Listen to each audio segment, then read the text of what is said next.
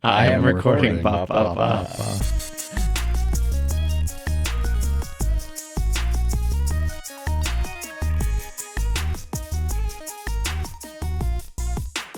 What's up, everyone? Welcome to the 687th episode of the Pokemon Podcast. It's super effective. I am your host, Steve. Bonjour.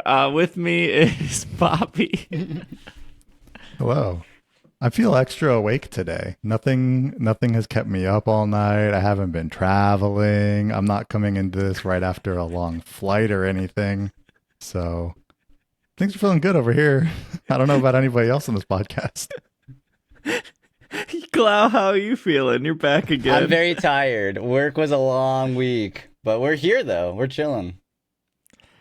All right. I don't know. My camera did a weird flicker thing. We'll fix it after the break, I guess. You're right. I have been up for way too long because I took a flight back from Paris today. I left at 10 a.m. and it is now 3 p.m. But maybe we fix the camera sooner than later.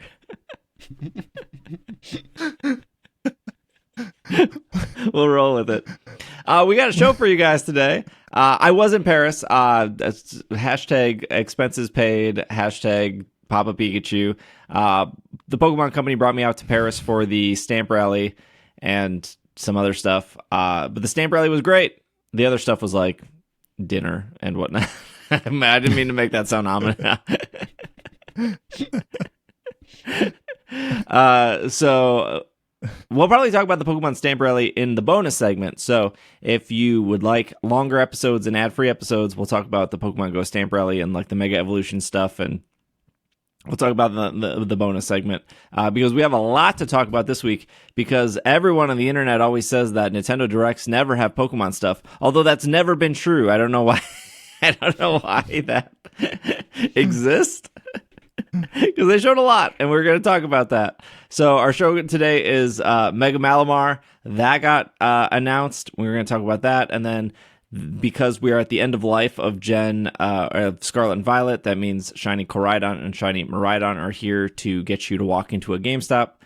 And then we have more Megas that were shown in the Nintendo Direct. I almost said Pokemon Presents. And they announced DLC for the Legends ZA. And then they announced a brand new game. So we're going to try to get through all of that in this episode.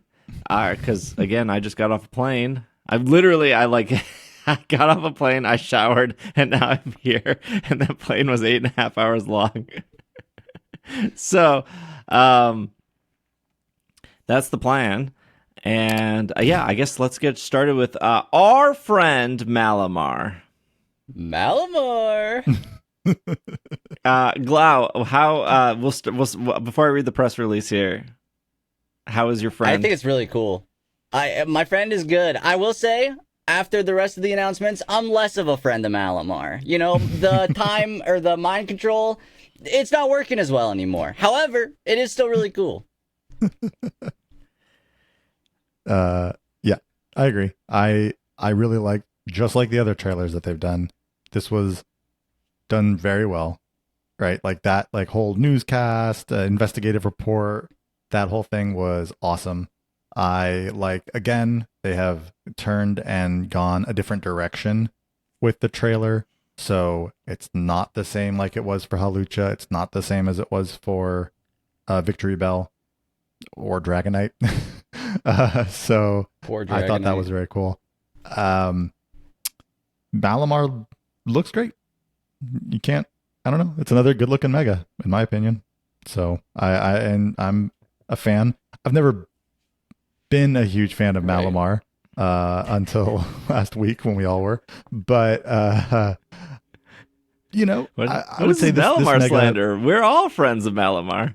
We are all friends of Malamar. It doesn't mean that I have to think it looks the best. I could still be its friend and think it's not the best looking. It's a like true friend it's like would the tell nervous you, system and everything. Really cool. If you were looking a little off, and so, but it's cool. It's a cool Mega. Yeah, no. Glau mentioned like it's based off like a nervous system, which I wanted to bring up, but I also wanted to bring up that I didn't steal that. I don't know who the originator was of that. I don't know who the first person to point out that it was based on the nervous system, but the amount of copy and paste like tweets or TikToks I saw of people being like, "Did you know it's based on?" It's like there's no way you like you saw somebody else post it, and you're like, "Oh, Right. I learned something." Right? Then you posted it as you were the one discovering it. So what I'm saying is we actually discovered it on this podcast. Glau was the one that said, "Hey, that you it's heard it based here off- first, folks." right here. Ignore all the TikToks and tweets you've seen before this podcast. You heard it here first. Malamar is a friend, and Mega Malamar apparently based on a nervous system. Here's what the press release says. Malamar's brain has become enlarged as a result of Mega Evolution. Greatly enhanced psychic powers overflows from its body, emitting a bright glow. This vividly colored light further amplifies the Pokemon's hypnotic abilities, allowing it to freely overwrite the personalities or even memories of others. A terrifying power that can make someone seem like an entirely different person. It's glowing, that's undulating tendrils, those are words I've never said before, are able to pick up Undulating. are able to pick up on the feelings of those around it. It prefers battling with efficiency, using its psychic, powerful intellect to analyze the situation with level-headedness as it fights. Mega Malamar views others, even Pokemon trainers, as pawns. If it disagrees with an order given to it by a trainer, it will sometimes respond by hypnotizing them, making it an incredibly difficult Pokemon to interact with. Did you know that Glalie breaks its jaw when it Mega Evolves? Okay, it doesn't say that. I have heard that. It is still Dark Psychic. It is 9 feet tall, 6 inches, 9 feet 6 inches tall, and it weighs 153 American pounds. So there's your Mega Malamar. I think it looks cool. I really like it. Another design thing that I found out 100% myself is it's like those like dancers at like raves with like the strings or whatever. I don't know what they're called, but they have like the glowy like the glow stick or the glowy strings, not not the sticks. So I thought that's pretty cool too. Yeah. Another thing I found out that was completely for me, not from anyone else, is it looks like that Mega Mind thing from the DreamWorks movie. What's that Sheen from Jimmy Neutron? when he just gets real smart. I didn't find anything else out myself. So sorry. You're really not helping with the Malamar propaganda here. Sorry, I can't do it. I think obviously there are some more megas we're going to get to later here in the episode, but this should be the last mega they show because the last trailer is called the final trailer of CA. You would think so, right? Yeah. You know when Scarlet and Violet did something called the epilogue, and then a bunch of people were like, yeah, but there's probably going to be more DLC after that. And I was like, I don't think you know what epilogue means. Because I think that means they're done. Mm-hmm. Yeah. And they were. Hey, don't worry. They'll eventually have a third DLC for Scarlet or for Sword and Shield, like everyone said there was supposed to be. I can't wait. So I think there will probably be no more megas. As like I said, the final trailer is titled the final trailer. So which we will talk about in a second. Before we talk about it, maybe you do need Mega Malamar in your life to convince you to go to a GameStop, because that in itself is a difficult task. Were they listening last week when I said I'm never going to GameStop again? I really don't want to go to a GameStop. I don't want to go back to GameStop. You both have the privilege of having a GameStop ideally close to you, right? An hour and a half. Oh, wait, Whoa. yours is an hour and a half? An hour and a half away for a GameStop. I think there are probably about 47 GameStops between here and an hour and a half from here with me. I'm fairly certain the closest one is in a different state. What? Yeah. So I think the closest, I'm not trying to dox myself, but I think it's in New York. Huh. I'm sure New York I has don't know a how couple to GameStops. Yeah, probably. I don't know how to respond to this. I'm sorry. There's like 3 in my neighborhood. I mean, I'll make the trip, right? Whatever, but will you? I don't want to. I feel like I will. okay. I want these shinies. No, I get that. I feel if it's an hour and a half away, I feel like you're better off going to eBay. Not that I'm encouraging this, but I feel like you're maybe better off going to eBay and spending like $5 on a code because they're usually just like $5. Realistically, I make like a day trip out of it, right? I'll go do other things, but that will be one of the primary stops is the GameStop. But assuming they have the codes. Yeah. I'll call beforehand. Okay. Calling is a good. Okay, so here let's explain what's happening here. Even though this has been a common theme for a long time, get shiny Koraidon and shiny Miraidon at GameStop and EB Games. If you're a Pokemon Scarlet player, you will get Miraidon. If you're a Violet player, you will get Koraidon. This is exactly how it worked for Sword and Shield. If you had Sword, you would get Zamazenta. Yep. If you had Shield, you would get Zacian. This is the first time visiting GameStop in the United States or EB Games in Canada, Australia, and New Zealand. They did announce that Japan was also getting this. I don't remember what store it was. And then you will get a special code card between September 26th and October 15th. It's the same code, so there's not two different code cards. It's one code card. It just, whatever system you enter it in will get you that Pokemon. So you're not like specifically looking on, let's just say you end up going to eBay because there's not a GameStop within 2 hours of you. It's just one code card. So you could buy two. You could buy two. Technically, they're for free. I'm just trying to help people out who may go to eBay for this, which is it is what it is. You can buy the same one because the game itself determines which Pokemon you're going to get. The code will let you receive shiny Koraidon in Violet or shiny Miraidon in Scarlet, but only one of these two Pokemon can be received per code. Shiny Koraidon and Miraidon are cool enough, but don't forget these two powerful Pokemon are both used in competitive battles and Terra Raid battles. You won't want to miss them adding to the team. You'll just go mystery gift, get code with password. Just some questions here. This happens anytime there's a distribution. Do you need Nintendo Online? No, you don't. You've never needed Nintendo Online to redeem a mystery gift or to get your Wo-Chen, your Chen Pao, your Ting-Lu, your Chi-Yu, which will be coming out later this week because that was completed. We say this every time.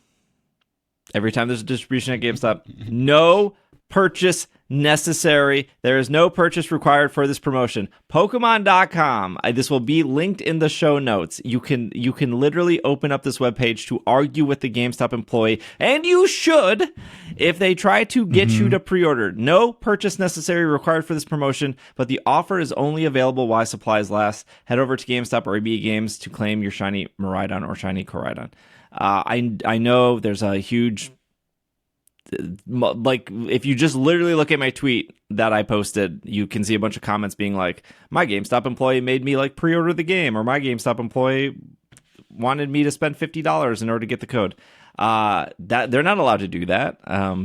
Now I know that there is like a monetary decision behind the scenes, right? Some people are like, why do we have to go to GameStop and EB Games?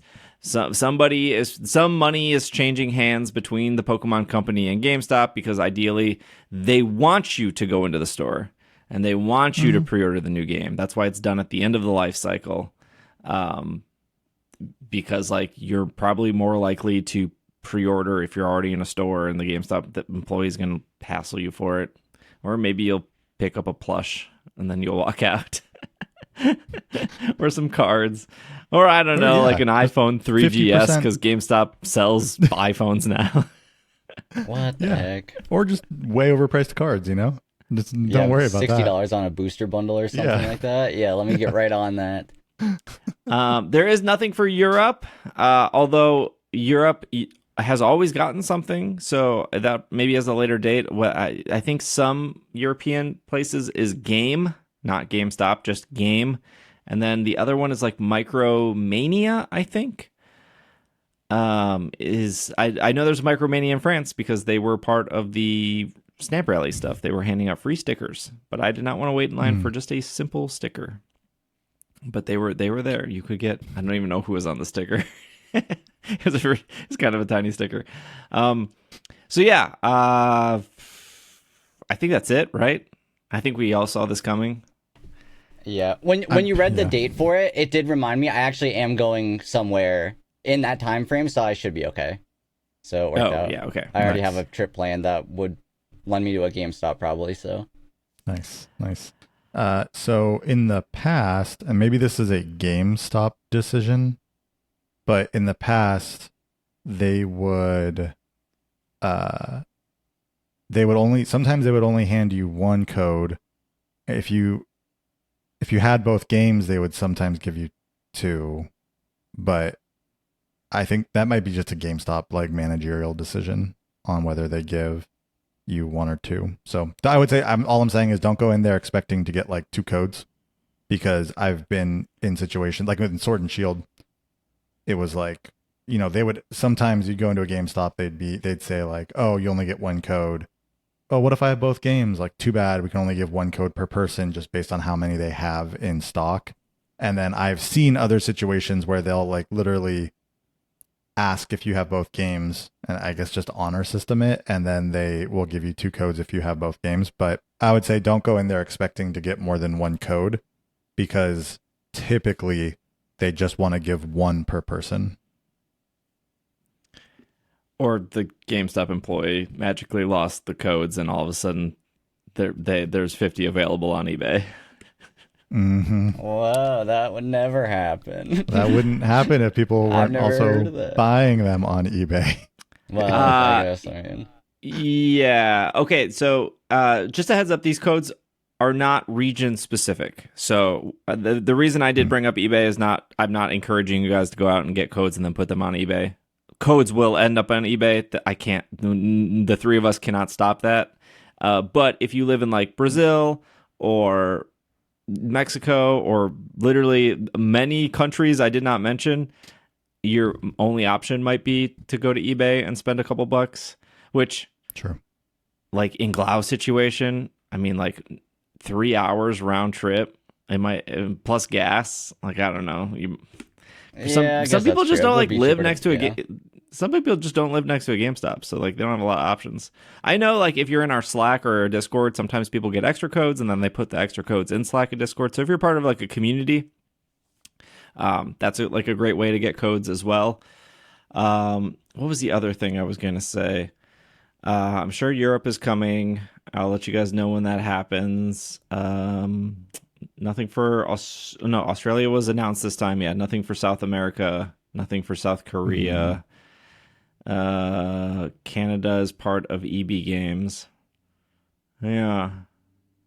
When I worked at GameStop back in the day, 300 years ago, when I worked at GameStop, like when the Wii U, when the original Wii came out, we were able to print unlimited codes on a receipt.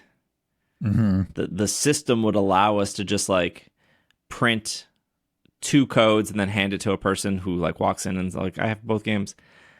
I feel like we've had this conversation with Zacian and Zamazenta when they came out, because I was like, oh, they should be able to print. This was like 3 years ago now. But I think a couple people commented on the podcast and said they worked at GameStop, and that used to be true, but they could no longer do it. So I don't know if that's the case this time. It does say while supplies last. 300 years ago, you could just print it on a receipt. I don't think they can do that anymore, but I don't know. September 26th is when it starts. So if you're really eager to get these, maybe go sooner rather than later. It doesn't mean it expires on October 15th, because that's the final day to pick it up. Usually they're good for a couple months out. I think the Zamazenta Zacian were good until like, I want to say they were good to the end of the year, or even like maybe the end of January or something. They were good for a couple months afterwards. A long time. It was a decent amount of time. But yeah, they won't. But the stores won't carry them after October 15th, or they will tell you they don't. They'll put the rest of them on eBay. I think there was like a code for. I think it was like just like a Hisuian Growlithe or something. And I remember like all the GameStops got them delayed. they were like a couple days late, because I remember going to GameStop and them being like, oh, it's delayed. And then people in our Slack were like, oh, yeah, my GameStop was delayed too. I think it was that. Yeah. Okay. Mega Malamar. Shiny Koraidon, Miraidon. Pokemon XP, Bobby, do you want to fill us in on what's happening this week?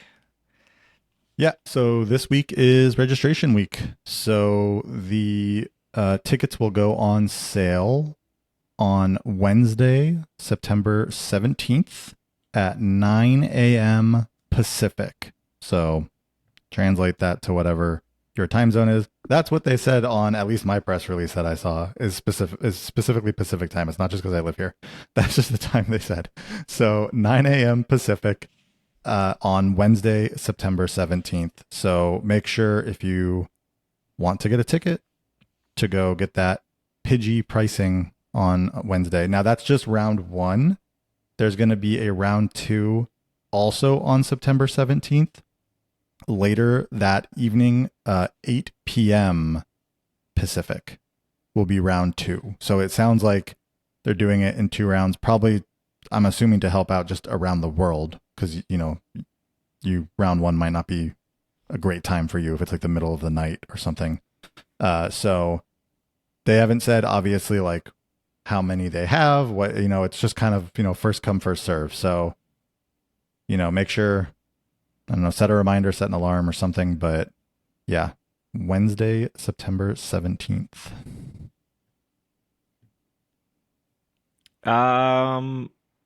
I think that's all the little news we have. Little news. New Mega. Shiny Pokemon. Yeah, what's wrong with Malamar? Our friend. He's pretty tall, too. He's not even that little. Yeah, 9.5 feet tall. It's very true. Okay, let's take a break. And then when we come back, we will talk about the Nintendo Direct, specifically all the Pokemon stuff that they did near the end. With DLC and Mega Chestnut, Mega Greninja, and Mega Delphox. So we will be right back. This podcast is brought to you by Hims. What can happen in 3 to 6 months? You could pick up a new hobby and get maybe not very good at it yet. You could maybe tackle half of your New Year's resolutions, or you could spend 3 to 6 months trying to organize your shiny Pokemon in home, which you probably haven't done yet. You should start doing that. Or you can start seeing thicker, fuller hair regrow through Hims. Not bad for 3 to 6 months. Hims will provide you with a convenient access to a range of hair loss treatments that work, all from the comfort of your couch. Choose from personalized chewable, oral, spray, or serum treatments to find out what works best for you. The process is simple and 100% online, so there's no uncomfortable doctor visits. No insurance is needed, and one low price covers everything from treatments to ongoing care. And at the end of the day, it's easy, and we all like easy. You can start your free online visit today at hims.com/PKMNcast. That is hims.com/PKMNcast for your personalized hair loss treatment options. hims.com/PKMNcast. And we are back from our break. All right, let's talk about new Mega Evolutions again. Hey, we've already done this. Mega Malamar, our friend, part 2. He's back. Okay, when they said there was going to be an hour Nintendo Direct, I was like, oh, they're going to show a new ZA trailer. And I was like, there's probably going to be like a hint at Mega Chestnut, Delphox, and Greninja. I thought they were going to like hint at them Mega evolving and then not show them, which I think would have been like good enough to be like, oh, they are actually getting Megas. And then they just like, showed them. And I was like, oh, okay, that's fine. Like I expected this trailer to happen. Because I was at the Eiffel Tower And I was like, I'm going to start my stream at the Eiffel Tower. I think that would be cool because I was going to go anyways. And I was like, oh, it'd be cool to start at like the top of the Eiffel Tower and then like walk down. And then when I got to the top of the Eiffel Tower, I was like, oh, there's no service up here. Like I can't even like send a text message. Who would have thought this giant metal structure would block cell phone signal? So after I like didn't have service and I'm at the top of the Eiffel Tower, I was like, well, I'm just gonna take my time and I'm gonna like listen to the Nintendo Direct because I like didn't have enough service to stream it, but I could do like audio only. And I'll just take my time on the Eiffel Tower, and then like when the Nintendo Direct is wrapping up, I'll like start streaming.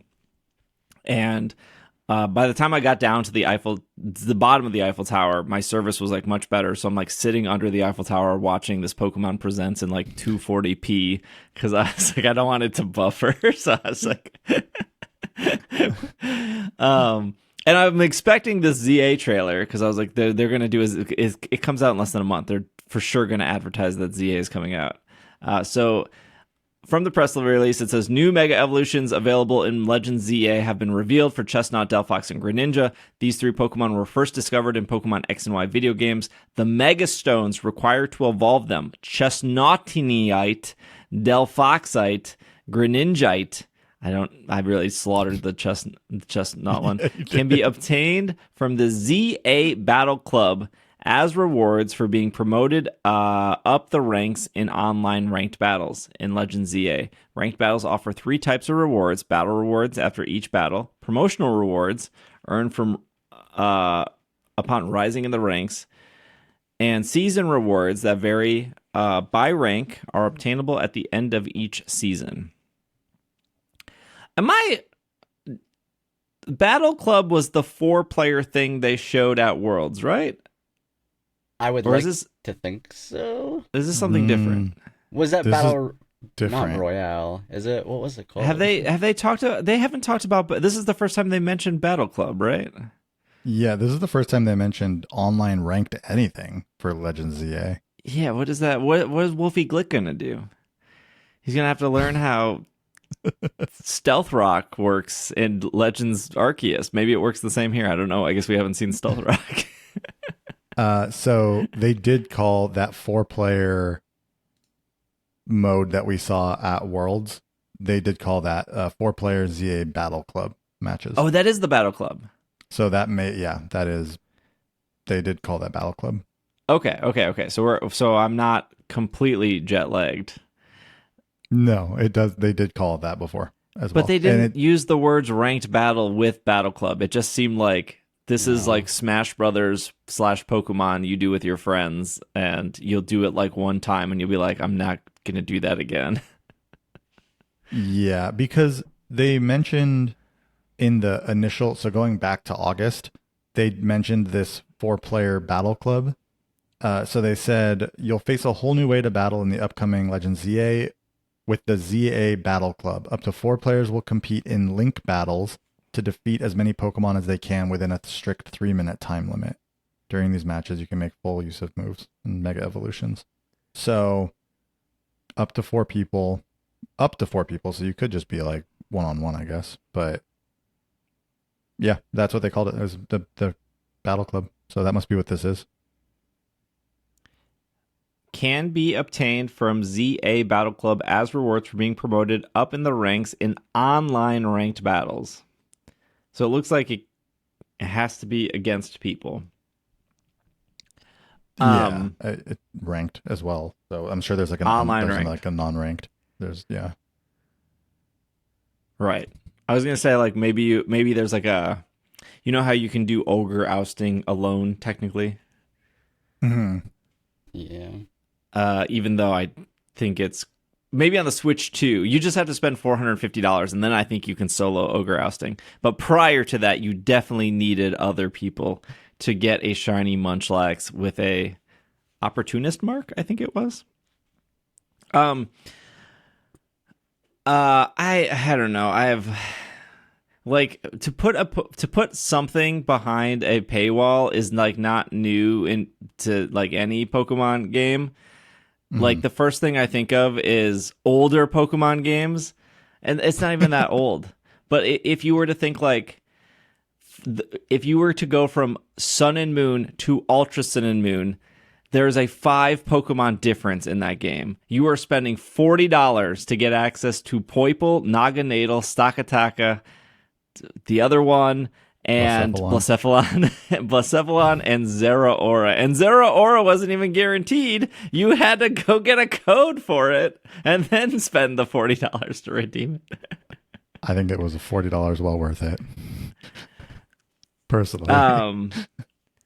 Hey, if you wanted Ditto in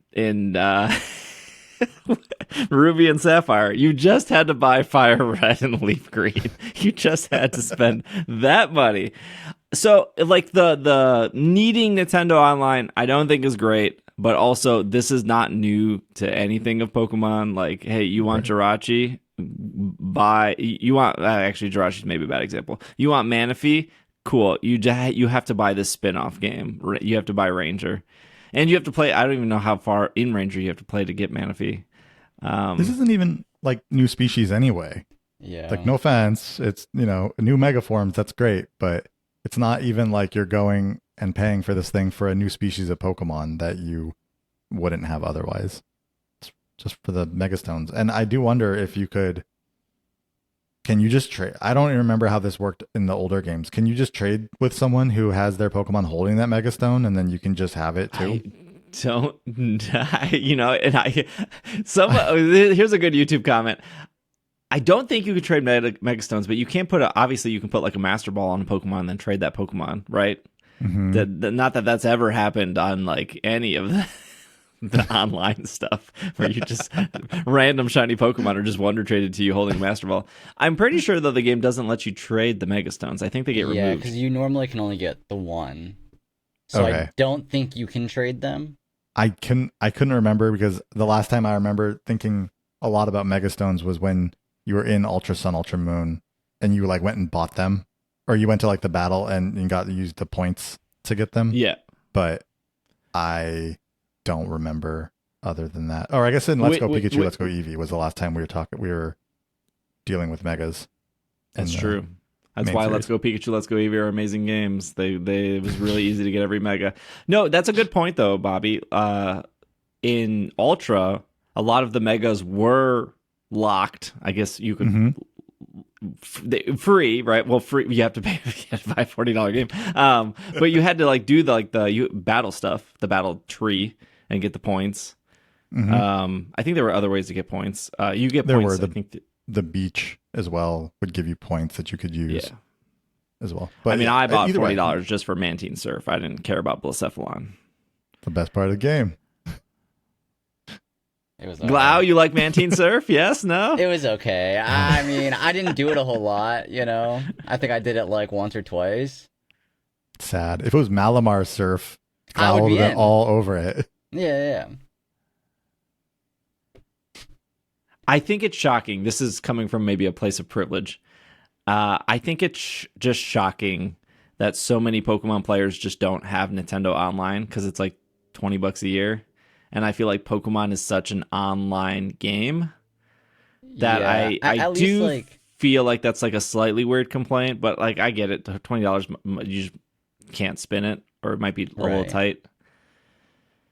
But as far as like online services go for the other like PlayStation, I feel like this one's the cheapest, is it not? Yeah, it is. Yeah, it is. The PlayStation one is like $60 a year. I mean, yeah, I get the complaints and everything, but it is the best of the options. So I don't know. Yeah, I can see how people wouldn't have online if they are solely playing Pokemon games. I mean, I know like the raids and the other things that are online, but there are a lot of people who are good with just playing the story and catching Pokemon, and they don't need to do anything that's like online specific. So like I get it. Raids, co-op, Blueberry Academy, what was it called? What is it? Not campfire. The Union. BBQs? Yeah, barbecues. Union circles. Yeah. Yeah, I'm not saying battling, training. I just feel like there's so much to do online. To be fair though, like back in the day, 400 years ago, before I worked at GameStop, my parents refused to let me get a link cable. Like I would go into Toys R Us, I'd be like, "Oh, can I get like a link cable? It's like $15." And they would be like, "No, you're never going to use that. Why would you need a link cable?" But I wanted it for Pokemon. I wanted it to like battle people or to trade. So I had to do like this mental gymnastics as a kid of like, okay, so-and-so has a link cable, but I want to trade with my other friend. So like we need to get like all of us together so we can borrow this person's link cable so we could trade. Hanging out with you only for your link cable.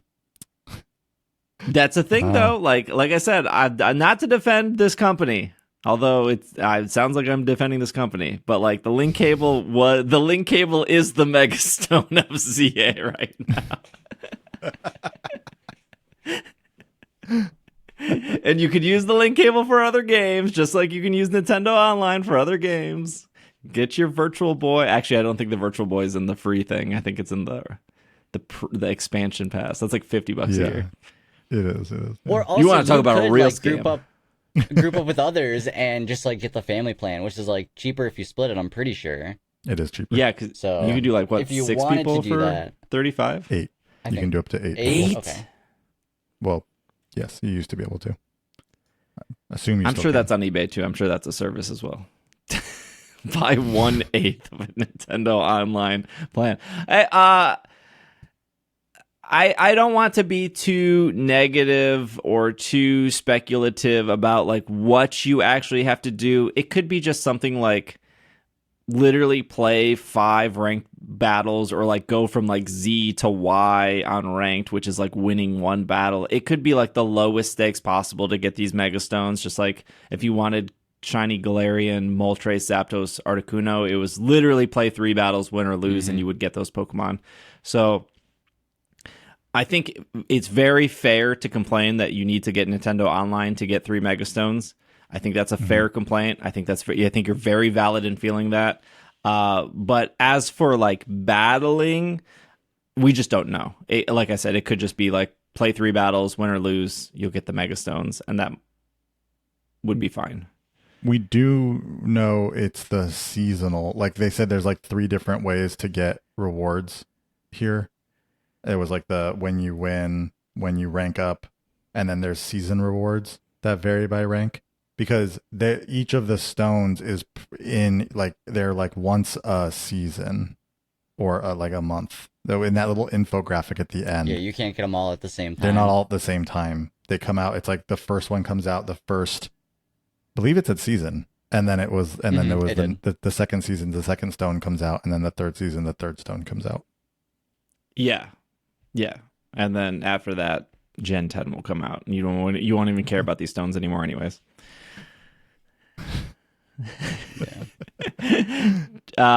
They say the stones cannot be these 3 stones cannot be normally obtained during regular gameplay. Mega Stones obtainable as a promotion rewards are planned to be redistributed in future seasons. It is possible to have no more than 1 of each kind of Megastone. If you already have 1 of these Megastones, you are unable to receive another as ranked battle rewards. For more information, please check in-game news. Maybe this goes back to trading. Maybe you can trade these. So if they're literally saying here, these will be redistributed in the future. Mm-hmm. So if Glau cannot afford $20 and I drive 9 hours to Glau so we can go to GameStop together, and I can trade him my Greninja, and then I can then do a future season to get another Greninja, maybe. I don't know. The takeaway here is if you miss it, if you can't get the game for the first 3 months, they will come back. That's the takeaway. Mm-hmm. Or wait till they add them to Go. Spend $30 in there. Just wait, or wait till they 5 add them years. to Pokemon Masters. Yeah. We should talk about the Megas, right? Yeah, probably. Yeah. Okay, all right. How do you like them? They're all right. What? Oh, okay. They're all right. I Delphox think is floating. okay. on like out of all of them, so What? sorry to the commenters and listeners. Delphox is my least favorite starter of all time. Okay. I just don't care about of all it. time. Of all Okay. time. Wow. All time. Okay. This Mega Evolution is the best of the 3, though. That's crazy. What do you think? You think Greninja's better? No, Greninja. No, I think Chestnut No. is so good. The Chestnut Mega is real cool. But What? It can like Yeah, take what are its you like talking about? shield It's got a off as big like a axe. hammer. Or a hammer, an axe. I don't know. Fine. yeah, whatever. It's so cool. He looks so It's royal. Fine. It's got the he's- cool crown thing. Yeah, he's like a king. He's But so I do cool. like the wizard, the witch of Delphox, though. Me too. Because I think I liked Braixen, and then I feel like they took away that stuff in Delphox, and now they brought it all back. So I like that. Mm-hmm. I'm the opposite of Glau. Glau, you're saying Delphox is your least favorite starter all Yeah. time. Mine Yeah. would be Chestnut. And same. this No, Mega I like Chestnut. completely redeems him. He's so cool. I don't know what Greninja's doing. He's like whatever. I Yeah, don't like Greninja. Greninja's I gotta be Fine. honest. I don't like that it's like that the star, it like floats on it but also hangs for, like I don't like that I don't like that part of it. I really don't like the It's supposed to giant- be a ninja, I guess. Yeah, so I it's get like, it. But Oh, it's just wait, is not, that- Do you think you think it's like a frog and a ninja? That's why it's called Greninja? Yeah, I would think so. Oh, okay. Did Yeah, you there know you that go. when Glalie Mega evolves, it breaks its jaw? What? No way. That's crazy. I think Greninja suffers from a still image, and I'm looking at the still image. Probably. Yes. There's like a lot of Pokemon that suffer from still images. Like I think Inteleon also suffers from like still image, and then when you see Inteleon in the anime, you're like, it's actually it's a really sick. Yeah, that's true. Like Inteleon in Pokemon Go, when it Gigantamaxes, like that, like the animation looks really cool. But It's like whipping its tail all it around. like whips its tail around to Yeah. then go up there and stuff. Yeah, it looks really cool, but otherwise, yeah, the stills don't do any good for Greninja either. Yeah, I mean Greninja is like, if Charizard didn't exist, Greninja would be number one starter wise. Yeah, I agree. So like they couldn't really do wrong with Greninja. I think But they think They about kinda did. Charizard for a second. When Charizard Mega evolved and became like an actual dragon type, and it was like black with the blue flames, and it was just like everyone was like, "This is the craziest thing ever." And then Greninja was like, "Oh, well, it's just upside down now." I will say the shiny hunter in me appreciates that they took like parts of the shiny colors for the mega evolutions. I do like that. Yeah, that's cool. Like Chestnut's cape, the black on the, Greninja's black, whatever. But yeah, I like that part, But as like a trio, they're okay. I don't think they're probably like lower half of the megas revealed so far for me, maybe. But Same for sure. Yeah, I'm still shocked Steve that is- they straight up showed him. yeah, I am a bit no, too. That was pretty cool. Is Like, is Mega Chestnut your number one now, Steve? Like of all the megas that let's, they've shown so far? let's not get carried away here. It's not breaking its jaw. No, of the new ones. Of the new ones, Yeah. no, I think I like the Hold on, Raichus say more. victory bell. Oh, okay. Oh, okay. Spoilers. No, we were going there. Yeah, we're not. Was there? I feel like there was a lot of little things in the trailer. I was watching in 260p, and I but was there anything that like stood out in the trailer besides these megas? For To me, you guys? this was not even in the Nintendo Direct. It was in like the Japanese trailer they posted on Twitter or wherever. I don't know exactly where else it was. But they showed the sewers, or like what They we can maybe did. assume is like the catacomb area of the game. That got me really excited. They did. I was very surprised to see that as well. That was cool to see. But Every aside from mega's gonna be in that, this game, right? You would hope so. Every mega? Yeah. I think they Well, there's have only to. like 50 megas, and then they showed 4 before this. Mm-hmm. And then they showed another 3 with the starters, and then they showed another 2 with Raichu. I think they have to. I think they have Like, to put every, because I they think this is couldn't like a do- celebration of megas. Like, Right, and then we're right, never right, going to see right, them right. again after this year. So Which I think leads into the DLC talk, which is called Mega Dimension. So if Rayquaza isn't already there, or what is the Diancie is the other one, the other mythical. Mm-hmm. Hoopa, which we now know that like Hoopa is for sure going to be in the game. Yep. There's no way they're bringing Hoopa in just to open up. I mean, they could. That would actually be really funny if they just like, you can't catch Hoopa, but it will just open a wormhole for you. There's just no way that this game doesn't have Mega Rayquaza at a certain point. Well, they showed all the like a ton of Mega Stones in that trailer as it was like whipping through the wormhole. So, I mean, I didn't count exactly how many Mega Stones they showed. They didn't show all of them, I guess, but I have to imagine that they have everything coming back. At least if not in, like you said, like if not in like the main game, in the DLC. Yeah. I definitely think some of them will be waiting for, like Rayquaza, for example. I think that probably would come in the DLC and not main game, maybe. But yeah, he meant to say Rayquaza. We say it properly here on the show. I was going to say, please, Austin, it's Rayquaza. I'm so sorry.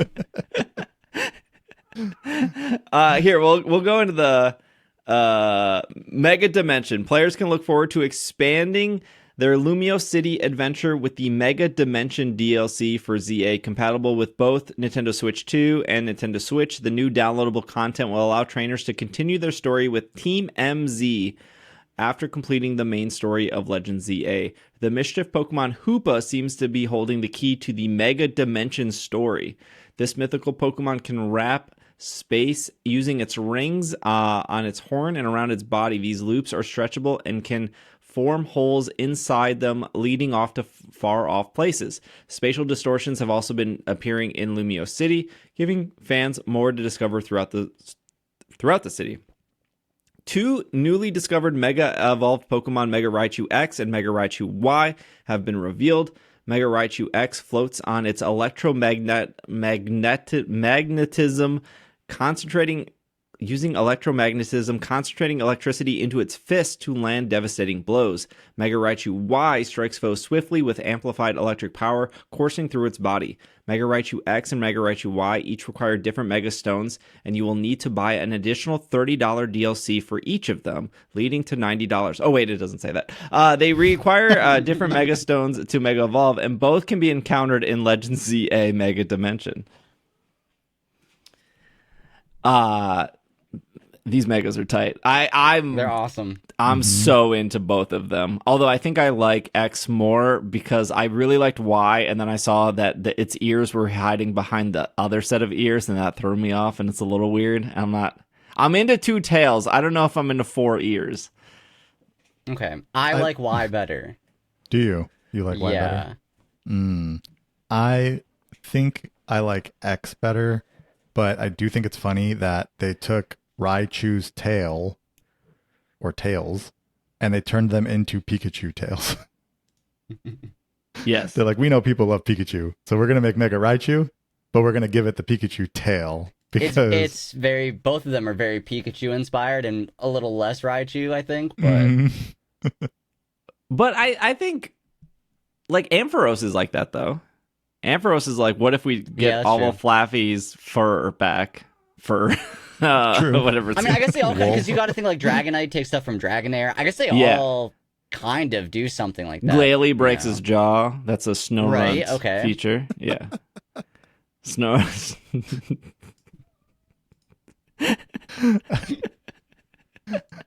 Yeah. So, I think I like X more than Y. Do you think that the Y kind of gives you Palmy vibes with its like color and like its hands? Yeah. Okay. A little bit. I see that. I was saying I kind of Alolan Raichu a little bit for me. Oh, okay. I kind of like X's like paws. I kind of like how they're just like big meaty paws. Sorry to speculate here, but I think I might be a fighting type. Oh, I didn't even think about that. Because it kind of. You think it's gonna be like electric fighting? Yeah. I think I'm very into that actually. Did you know that Malamar is a friend? Glalie breaks its jaw. Do you think that Y will just be electric? still? Just stay I on. don't know. Do like a Mewtwo situation, like Mewtwo X got fighting on the X and then kept. Or even like Charizard, right? Where it's Well, like one's Charizard now X was dragon, the cooler, other one- and Mewtwo X was. Well, Not- I would no, say not okay, Mewtwo okay, X. yeah. Well, because Mewtwo Y looks like a GameCube. That's why that one's better. Yeah, that one's awesome. Yeah. But Y, but Mewtwo Y kept its original typing, and Charizard Y kept its original typing. Yeah. Yep. But then the So X then- ones changed type. Ah. Yeah. And Mega Malamar is based off a nervous system. You heard it here first. Okay, here's the thing. I think understandable for people to be upset that they're already announcing paid DLC before it came out. I think that was weird. I agree. Although Pokemon's not the first game to do that. I think Zelda did that with Breath of the Wild. Was it Breath of the Wild or was it Tears of the Kingdom? Could have been both. Don't know. One of those Zelda games. Tears announced- of the Kingdom did not have DLC. Oh, sorry. Then it was Breath of the Wild. They announced DLC before the game even came out. And I think there was another Nintendo game that did that. So not super unique. But here's what I actually think happened. I think that I think two things happened why they announced this Mega Dimension stuff 2 days ago or whenever we're recording this. Number one is that there was a leak that happened. We slightly talked about this. It was the doodles. And very clear. I know some people from Nintendo and Pokemon listen to this podcast. We're not encouraging to look at the leaks. We're not talking about the leaks. They did happen though. There's leaks out there. That's fine. Don't look at them. You don't want to be spoiled. But I think the Pokemon Company wanted to get ahead of that and say, look, we still have surprises. And no one on the internet, except the people who predicted the Malamar nervous system, no, I'm just kidding. No one predicted that we were going to get 2 Mega Raichus at all. Right. So that was a complete surprise. Raichu got a Mega Yeah. in the first place. So I think this was Pokemon's way of getting ahead of leaks and being like, we can still have surprises, and here's a surprise. Because I think that whole Nintendo Direct, I don't think they needed to do this. Like, there was really, like, this DLC is not going to be ready. Like, no one's going to beat the game in like 8 hours and then get to this DLC. It's like, as far as I know, it's not done. Yeah, so that is kind of one thing that's interesting about the DLC is that you can buy it or you can pre-order it now. You will get apparel, the Holo X and Holo Y apparel you will get right away. But they mentioned that the DLC will come out sometime before February 28th, 2026. Yeah. They didn't give us any specific date. Yeah. They just said before that day it will be out. This leads to my second point, where I think the main driver of talking about this news early is we're surprising you with Mega Raichu. We're getting ahead of the leaks. We're still a cool company. This didn't get out. Everyone was shocked. That's very cool. But I think the second part is we're done with Legends.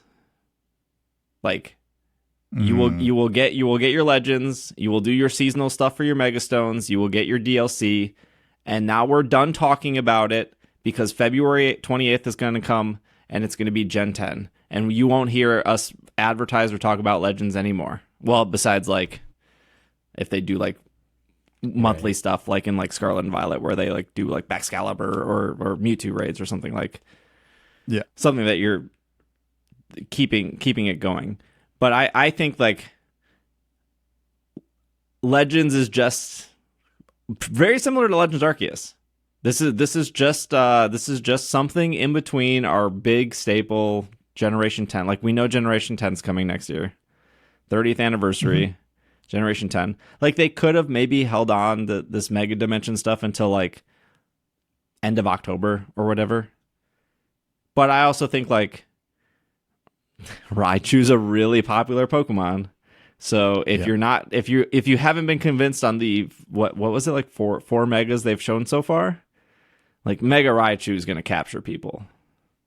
Yeah, for sure.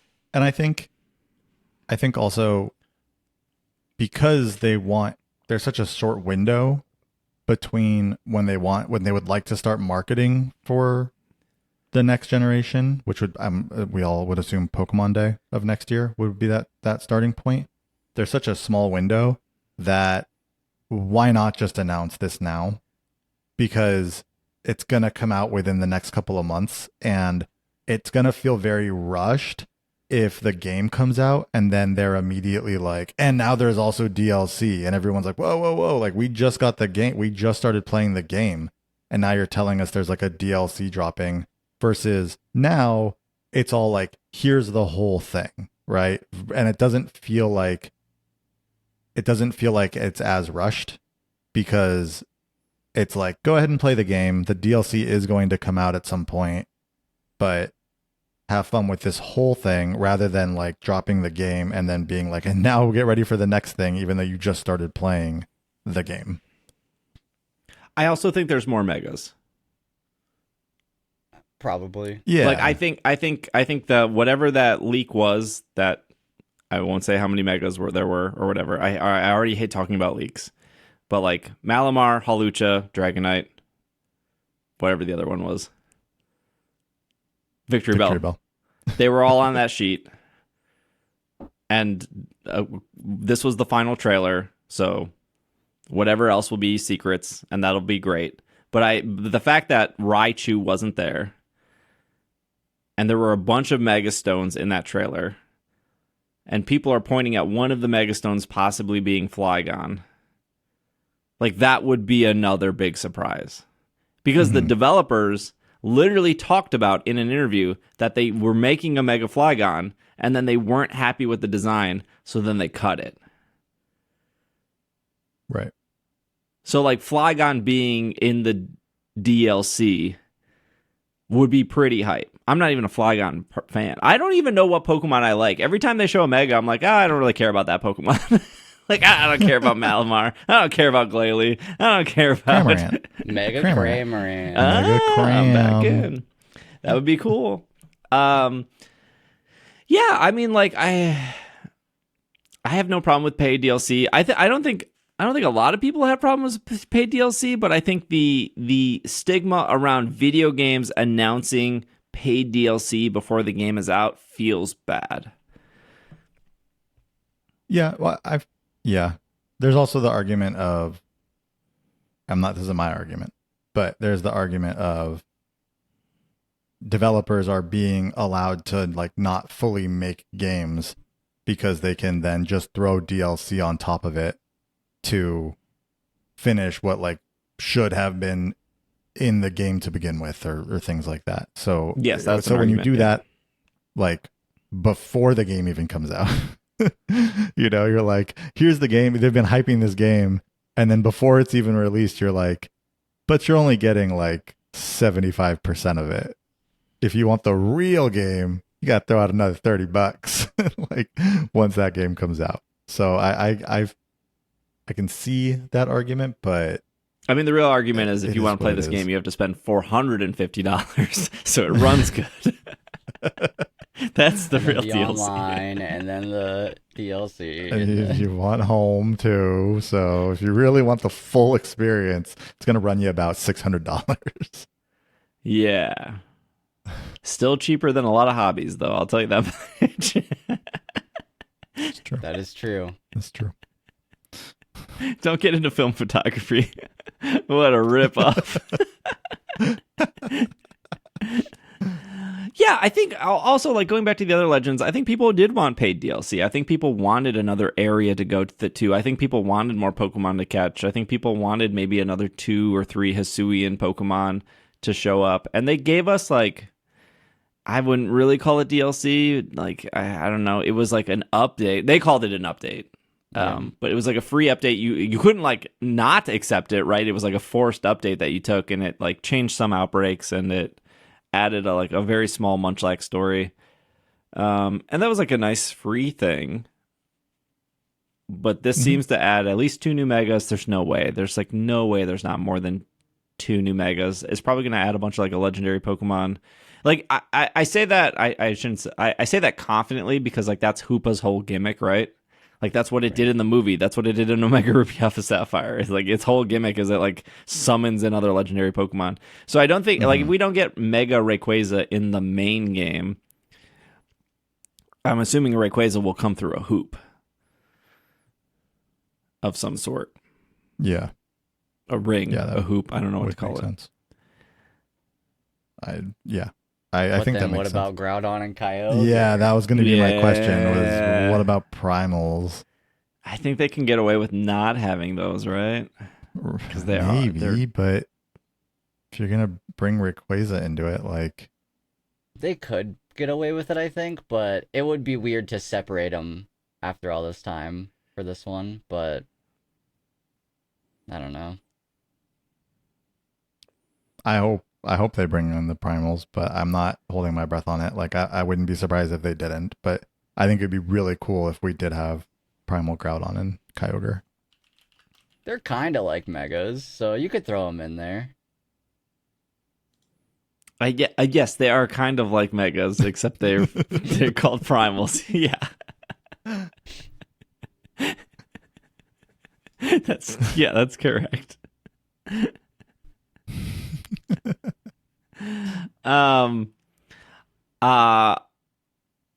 Real quick, the one thing I'm actually angry about from this announcement, which wasn't actually shown in the trailer stuff, it was afterwards. They confirmed that Pokemon ZA will have home support, but they said the game launches in October, but home isn't planned until 2026. That I think was a given. You shouldn't be mad about that. Like, they're always gosh, how long did it take for like Brilliant Diamond Shining Pearl to get? It was May 2022. I looked this up today. It was May 2022 when home compatibility came to Legends Arceus and Brilliant Diamond Shining Pearl at the same time, and that game came out in November of 21. So it was like 6 months. Brilliant Diamond Shining Pearl didn't even like launch with like the GTS or whatever like that Wonder Trade thing was. That came like 2 months. Oh my god, yeah. I'm getting heated. So here's the big asterisk. This is, if you should be mad about anything, it would be this. Actually, there's the least amount of people would be mad about this because this is such a niche issue. Any Pokemon you catch in ZA cannot be brought back to previous Pokemon titles. Also, if you want to bring an older Pokemon that you've caught in an older game to ZA, you can, but then you cannot move it back. And then, like I said, the home compatibility will come out in 2026.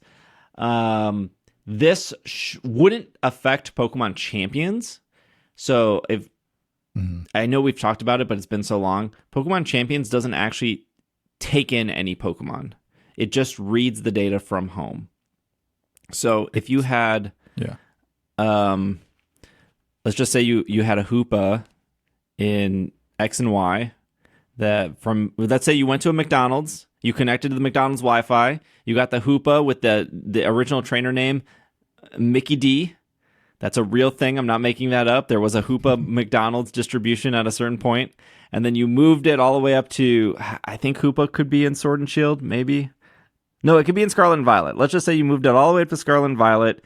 You got a couple ribbons on it. You took it. You took it to the ranked battles, which you can do this month. You got the master rank ribbon, and then you move it into ZA.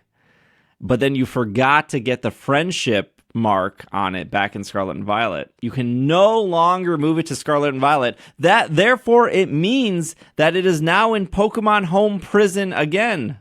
No more Pokemon Home, just Pokemon Prison. It is now locked to one specific game instead of multiple games, which is infuriating because we had 4 games in a row. We had Sword and Shield, BDSP, Legends Arceus, and Scarlet and Violet And there were multiple Pokemon that could move freely between all 4 of those games. Now, I know somebody's going to say, well, back in my day, 400 years ago, once you moved a Pokemon from Ruby and Sapphire to Diamond and Pearl, you couldn't move it back. Yes, that's true. We suffered through that all the way up to Sword and Shield.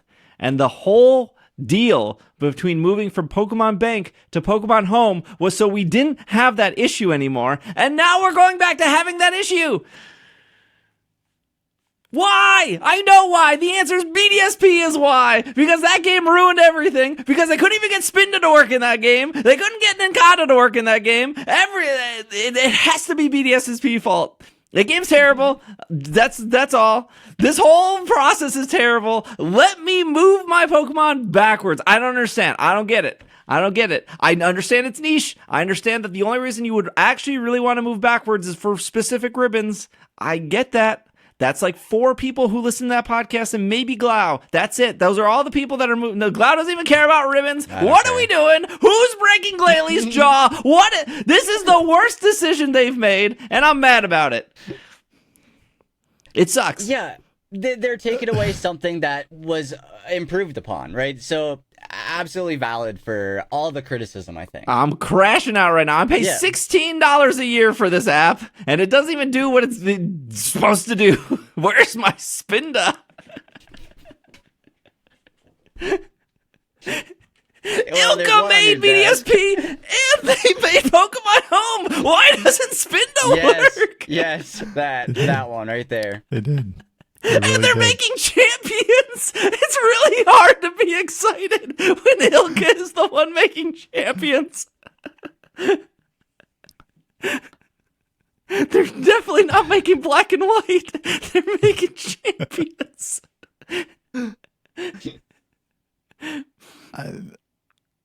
Bobby is speechless for our audio listeners. Yeah, like it's frustrating. I think it is frustrating. That's for sure. I don't know.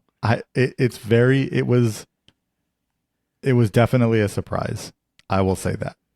Now, I will say I am someone who didn't bring any Pokemon into like Legends Arceus at the time when we could. I kind of felt like that was on its own little journey there.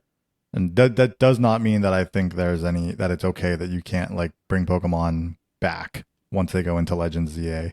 Completely different game. And also this whole celebration of megas. So it's like, awesome celebration of megas. I've got my Pokemon back from X and Y, back from Omega, Ruby, Alpha, Sapphire. Like now I can bring them into ZA and then I can mega evolve them in ZA. And then I can go pop them back into Scarlet and Violet to do some raids or whatever I may be doing in Scarlet and Violet. And now you're like, oh, I can't do that. So that is definitely a bummer. I am interested in what happens going forward after Legends ZA. So like, does that mean like when Generation 10 comes out next year, like, that's it? If you move them to Gen 10, they're not coming back to like Gen 9, Gen 8 stuff too. Is it going to be something based on what these games are doing, like what the games in general are doing going forward? Or is it just going to be specifically something with Legends ZA that is keeping them there and not allowing them to go back? It can't be an ability thing.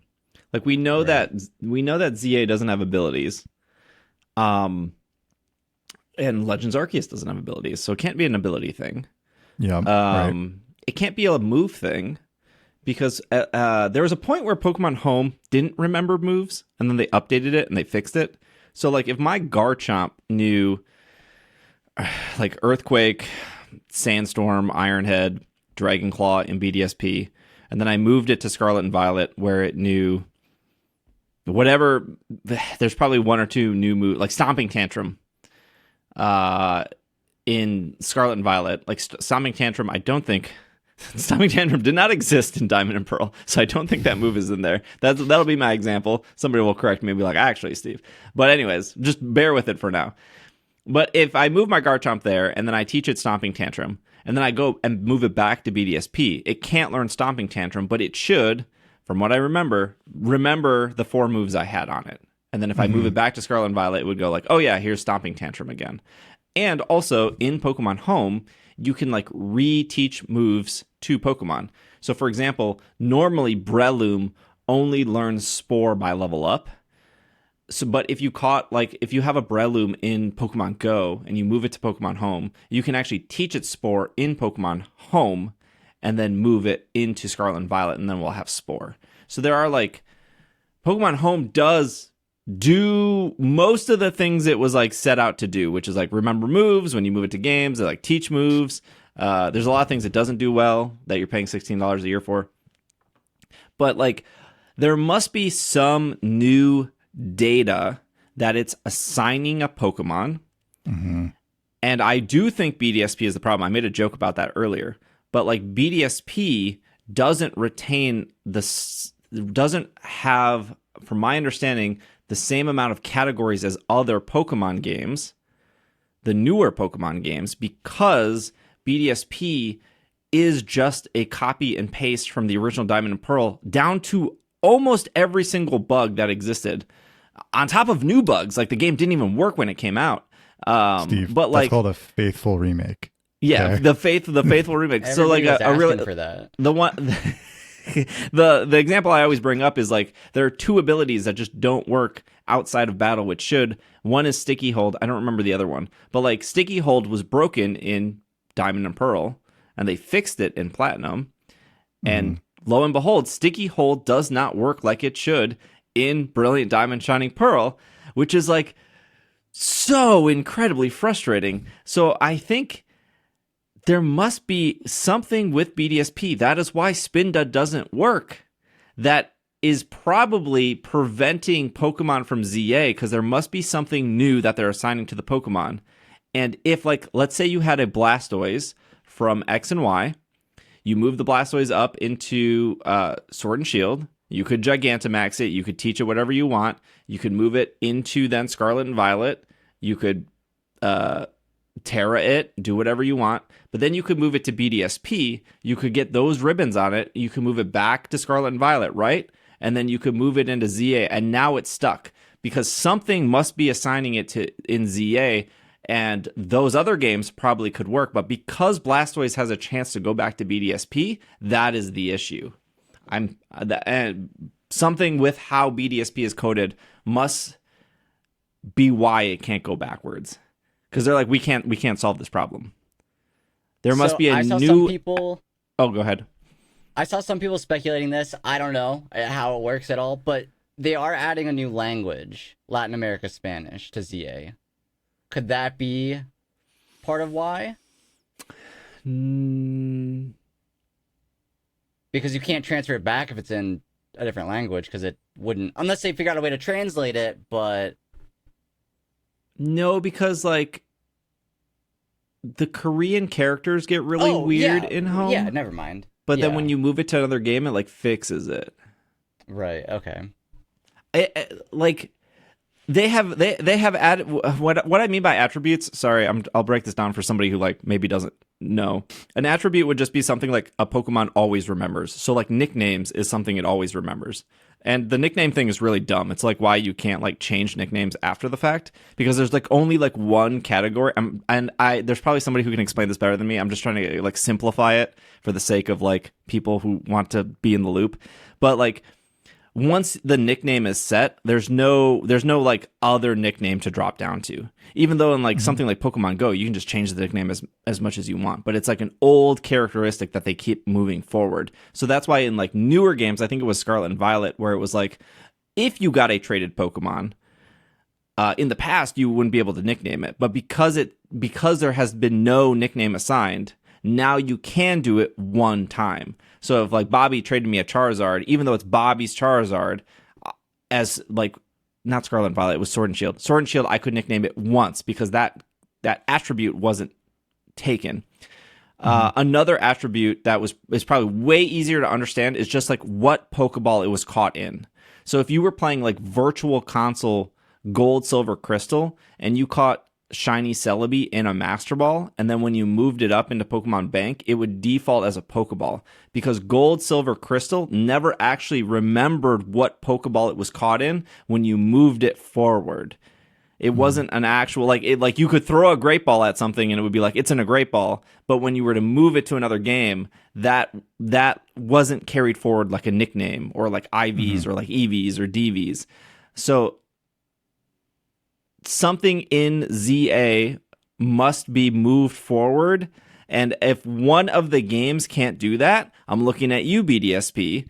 That means that they can't risk a Pokemon like Blastoise who can go to 3 of those 4 games because it can't go to Legends Arceus.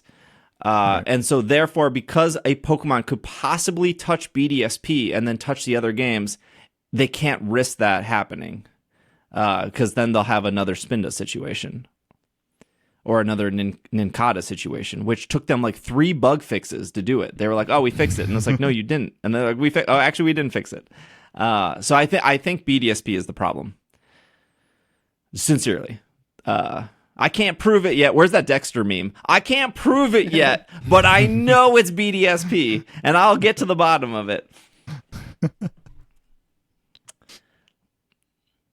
Hey, there's a brand new Pokemon game. Let's take a break so we can talk about it. And we are back from our break. Pokemon Pokopia. How you say it, Clau? Pokopia. Pokopia. Pokopia. This is off the press release. Developed by Koei Tecmo Games and releasing on the Nintendo Switch 2 in 2026. Pokemon Pokopia is a life simulation game where players can create their own Pokemon paradise. The game features Ditto as its protagonist, who has it transformed to look like a human. As Ditto, players can explore and learn moves that Pokemon befriend, such as Bulbasaur's Leafage to grow greenery. I don't know if Bulbasaur can actually learn Leafage. Squirtle's Water Gun to revive dried up plants, expanding their capabilities and helping create an inviting environment to attract a variety of Pokemon. Players can collect materials, build furniture, grow vegetables, and create homes for Pokemon, allowing them to experience a cozy, slow life with Pokemon, one that they will build themselves from the ground up. Over time, players can develop their own their town of their own and invite other Pokemon to visit. Asterix. Pokemon Pokopia also features a day and night cycle linked to the real world time. Changing weather, also based on real time. No, I'm just kidding. And in-game locations with their own unique characteristics. Oh, the little asterisk is just Nintendo Switch line is required if you want to play with other people, obviously.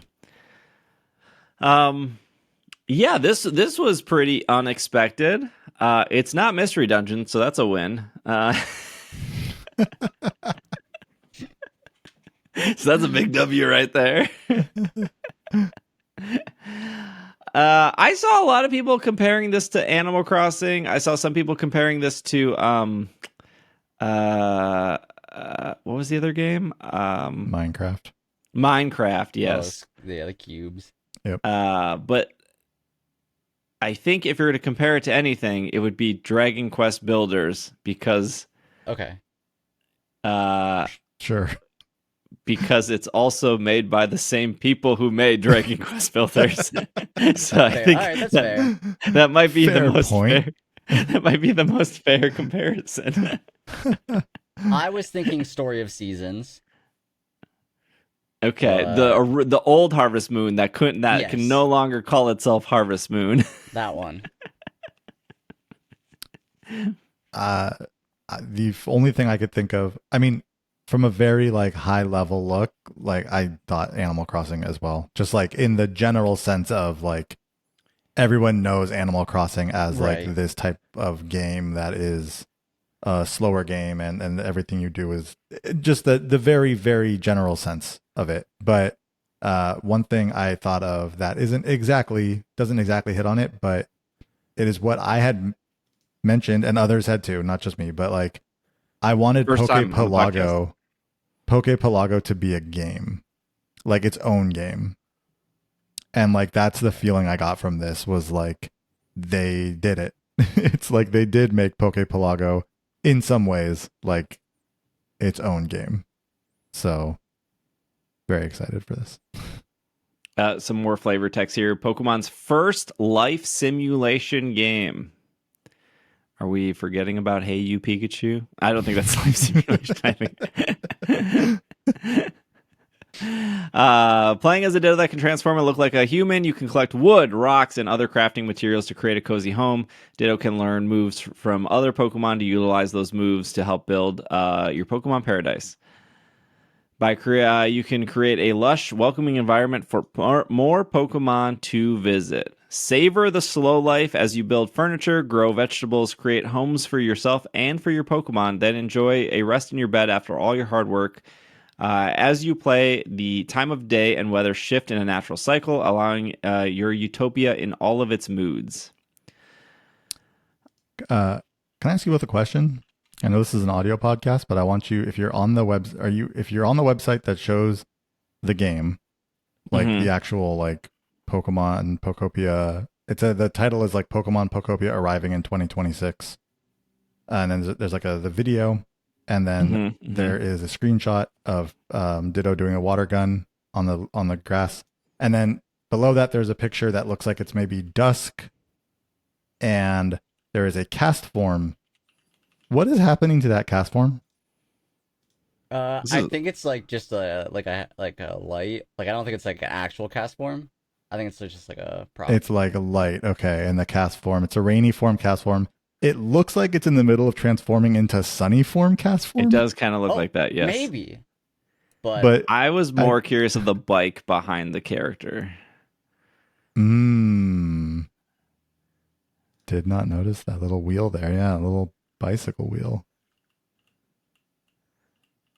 Bulbasaur cannot learn Leafage. I don't know. I don't know who's going to get fired for this over at the Pokemon Company, but Bulbasaur does not learn Leafage at all. Maybe that's a spoiler. Yeah, maybe that's a spoiler for ZA. But it does. Would it? Okay. Also, its arms turned into vines. I thought it was like learning Vine Whip. Yeah, that's fair. Yeah. Okay, Dragon Quest Builders 2. Dragon Quest Builders 2 is an action role-playing sandbox game as opposed to Dragon Quest, which is a typical turn-based style. The game's hack and slash combat features two moves, a standard attack and a spinning and a slicing attack. The game features the ability for players to find materials and use them to construct building and other equipment. New features not found in previous games include a fast travel function based on a retro map style, an optional first-person perspective, underwater exploration, and grinding. Unlike the first Dragon Quest Builders, this game allows up to 4 players to play together cooperatively or via online. That sounds so familiar. As wireless play on the Nintendo Switch, players are also able to transfer the game data between compatible consoles. Players can visit each other's worlds. They can also share photos in the in-game photo mode and building plans they post on cross-platform bulletin board. And it says that for this installment, Square Enix enlisted the services of longtime partners Koei Tecmo Games to assist with the game's action sequences, as well to improve several aspects of the gameplay and audio, and among other things. So I know the easy comparison is probably like Animal Crossing or Minecraft, but I think the realistic comparison is the people who made Dragon Quest Builders 2, which has the same exact like gameplay that I just read based off the trailer we saw here.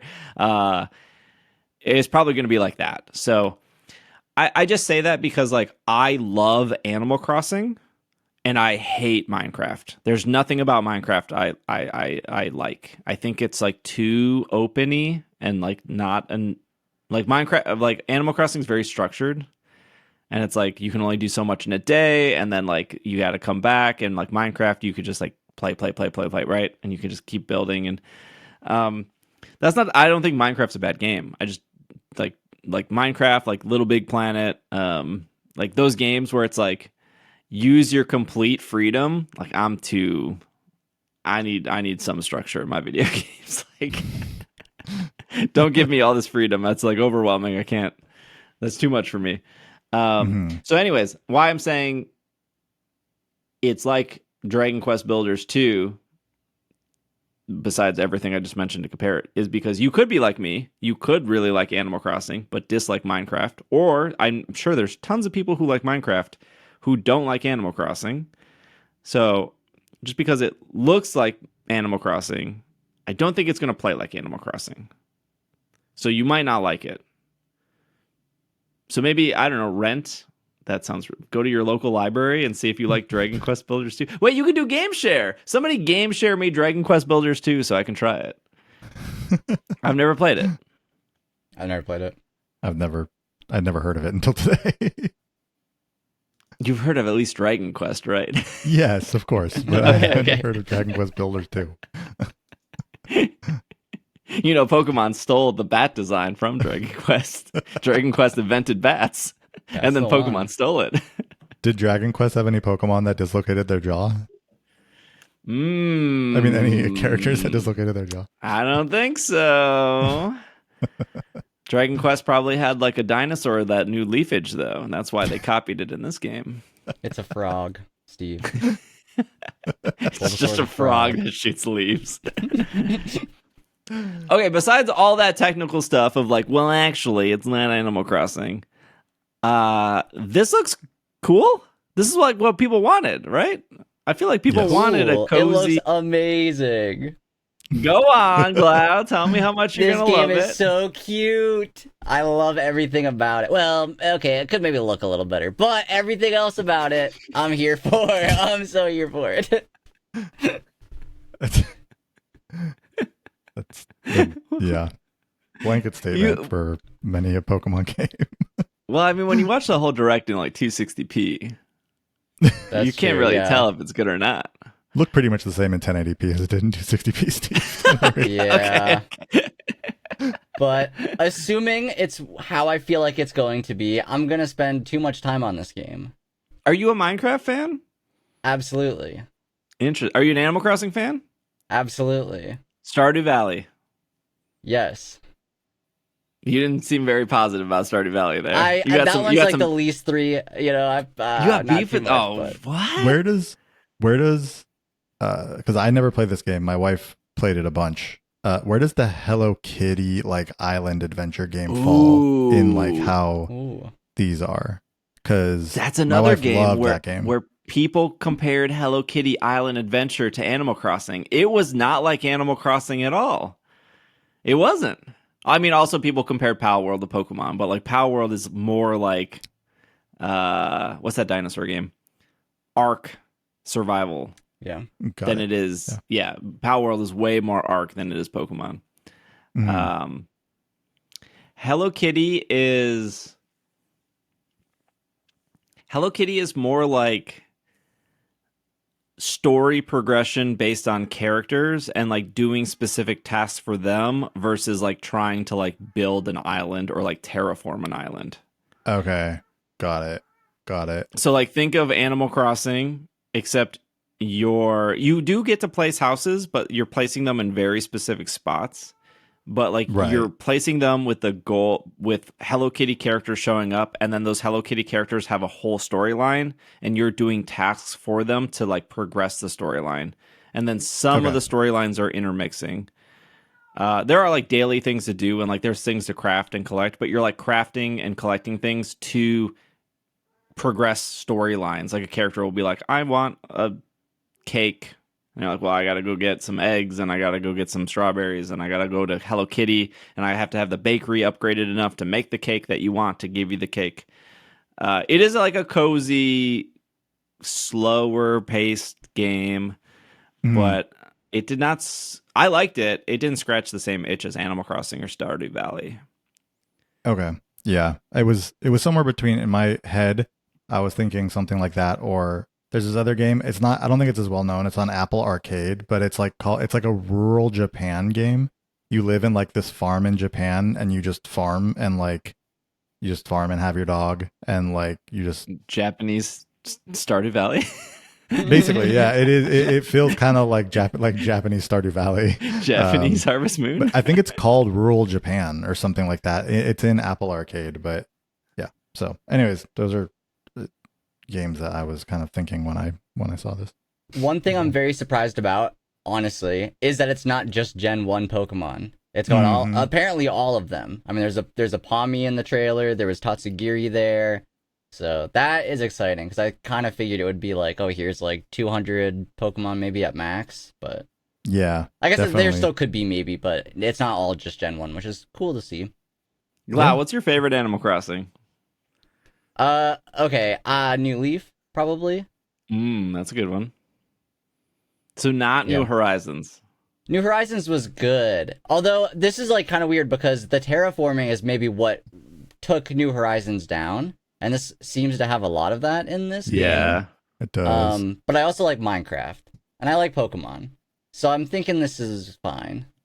I think you'll be fine. Yeah, I think I'm going to spend too much time on this game. I think my favorite Animal Crossing was Wild World. I didn't play that one. But I did like New Leaf. I think New Leaf did all the character stuff better. I'm currently replaying New Leaf right now.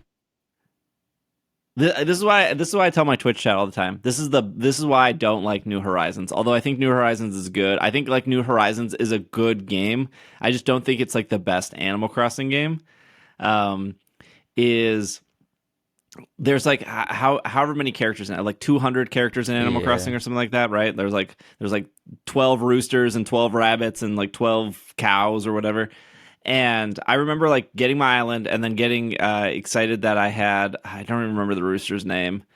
It's like George or Buffy or something. I don't know. He was like, anyways, I talked to the rooster and he was like one of the workout characters. And he said something along the lines of like, I run around the island every morning and like that's my workout. He said something along the lines of like that. That was like the first thing he ever said to me, and I was like, "Oh, you're like a lift it, bro." And then I went to my friend Sal's island. So I like first day playing, I was like, "Let me see what characters you have," and she had like a gorilla or something, and I was like, "Oh, cool. Who are you? Like, I want to get to know you." And the gorilla said the same exact thing as the rooster. Yep. And I was like, "This sucks." Like, this is my first day playing, and I already have repeated lines between two characters. It was so frustrating. Bring back the Pokemon Home Talk. I'm getting mad again. But, like, you have 200 characters between your games. And, like, yes, there's, like, stereotypes of, like, some are divas, some are, like, workout, some are, like, brainy, some are, like, nervous or whatever. But you can't have people, like, why are they repeating them? Like, I could understand if like they started repeating themselves after maybe like 40 or like 100 hours in the game of like, okay, we went through like all of your voice dialogues. But to get repeating dialogue on like the first day you're playing a game where like characters are supposed to be unique and you're supposed to like want these characters, oh boy, like that instantly I was like, I'm out. And I'm not out. Like I played the game a lot, but like it really did take me out of the game. Yeah, it takes away like the wanting to talk to everybody and get to know the villagers because they're all just going to say pretty much the same thing. Yeah, and I didn't feel that way in Wild World, and I didn't feel that way in New Leaf.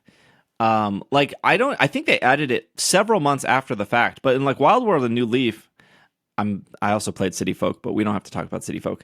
I played the first one too, but in New Leaf and Wild World, like they would like characters would be like, "Hey, can I come over? Like, what time's good to come over?" Or they would like ask you to run errands. And in New Horizons, they didn't do that right away.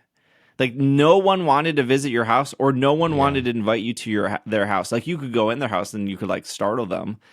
At most, it'd be like a birthday party. Yeah, but it just felt like part of the appeal of Animal Crossing was getting different animals and getting to know them. And I feel like New Horizons dropped the ball on that. And that's what made it stand out compared to like a Minecraft or a Harvest Moon. Because like even a Harvest Moon, you don't have like 200 different characters like moving in and out. You have like your town of 20 people that will always be there no matter what you start. And like Stardew has like the advantage of like every time you play it, you could like date somebody else, which is like cool in itself. But like, again, you're not dating in Animal Crossing. That's what makes these games different.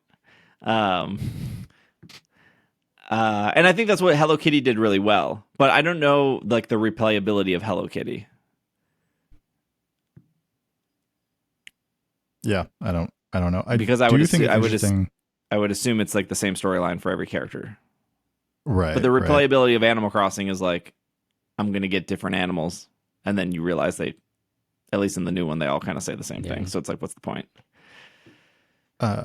Speaking of like dialogue, just going back to Pokopia, like it is interesting to me that like you're having conversations with these Pokemon, right? Because you are a Pokemon, right? Like you are Ditto. And so they're speaking to you, like the Pokemon are all speaking to you in your language, which I think is interesting. Did I miss that part in the trailer? The Bulbasaur is like talking to the Ditto about how it likes like lush green grass and wants more of it and stuff. Oh yeah, you're right. You're right.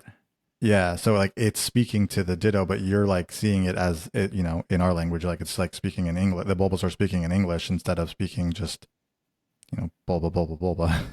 I also love the Pokemon's reaction faces to some of the things that happen. Like they're so animated. Yeah. Charmander, like, oh no, don't touch my tail or don't get near my tail, it'll get burnt. He gets like his big eyes and he's like, Yeah. So I think that's interesting because obviously, like, the Pokemon are the like townspeople, right? Like they're the characters that you're building this town for, or building this like place for, and so they're the ones you're going to be communicating with. And there may be other games like this, and I just haven't played them. I feel like I've not played a Pokemon game where the Pokemon are speaking to you. Mystery Dungeon. Mystery Dungeon. Mystery Dungeon. I haven't played Mystery Dungeon. I haven't played Mystery and Dungeon. Pokepark. Yeah, they talk to you in Pokepark too. Do they talk to you in Poke? Oh, I guess. Yeah. But you're playing as a Pikachu, so. True. But I mean, then that makes sense, right? And this also makes sense. Again, you're a Ditto. So I get it. You're not a person talking to Pokemon. But I just thought also, that was cool. Animal Crossing doesn't have farming, and I always thought Animal Crossing was like one step away from farming. And I was surprised that New Horizons didn't have farming. Like you could breed the trees and like flowers. And the flowers, right? Yeah, because remember they like nerfed that one island. They nerfed like the flower islands. Yeah. They really they dropped the ball on. Like I think New Horizons. Obviously New Horizons sold like better than Pokemon. It sold like 35 million copies, and it was probably a lot of people's first Animal Crossing games. But like, man, they dropped the ball in so many places for New Horizons, where it was just like, why did you remove so many things that made this game good? Anyways, I'm into farming. I like farming. I'm worried it might be too simple, because like in Stardew Valley, the farming is like really good. And in Harvest Moon, the farming is really good. Well, now it's called Story of Seasons. So I'm into that. But I don't know how they do farming in Dragon Quest Builders, but I'm pretty sure Dragon Quest Builders has farming. And I didn't love the terraforming stuff because I thought it was really clunky in Animal Crossing. And I don't want to terraform anything in Minecraft, so I'm a little worried about the terraforming stuff. But also in Animal Crossing New Horizons, you can enjoy that whole game without terraforming at all. And it was fine. Like I terraformed for a little bit and I was like, I hate this. And then I stopped doing it. I was like, okay, my enjoyment went up because I'm not worried about it anymore. It is what it is. Like maybe I'll fix a corner, think they but like that in there.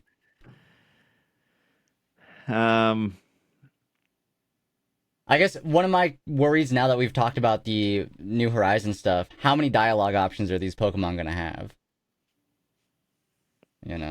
Is Charmander always going to be like, watch out for my tail? That's all it says the entire time. Also, is it going to be,